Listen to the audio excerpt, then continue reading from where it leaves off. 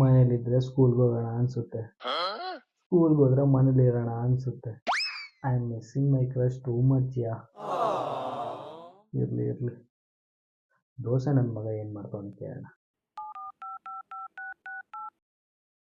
Hello ಹೇಳ. ದೋಸೆ, ಮನೇಲಿ ಕೂತು ಕೂತು ಬೇಜಾರಾಗ್ತೈತೆ ಕಣ. ಬಾ. ಹೌದಾ ಸಾ?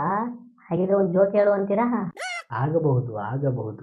ಒಂದೂರಲ್ಲಿ ಭೀಮ ಅಂತ ಒಬ್ಬ ಇದ್ನಂತೆ, ಸೇಮ್ ನಿನ್ ಥರನೇ. ಅವನೇನು ಮಾಡೋದಂತೆ, ಒಂದಿನ ಮಾರ್ಕೆಟ್ಗೆ ಹೋಗಿ ಹೊಸದೊಂದು ಕಾಚೆ ತಂದಂತೆ. ತಂದಿರೋ ಖುಷಿಲಿ ಪಂಜೆ ಎತ್ಕೊಂಡು ಊರೆಲ್ಲ ಓಡಾಡ್ಕೊಂಬಂದಂತೆ.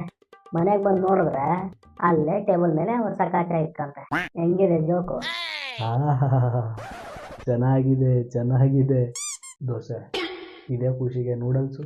ಟೀ ಮುಚ್ಕೊಂಡು ಇಡು ಫೋನ್ನ.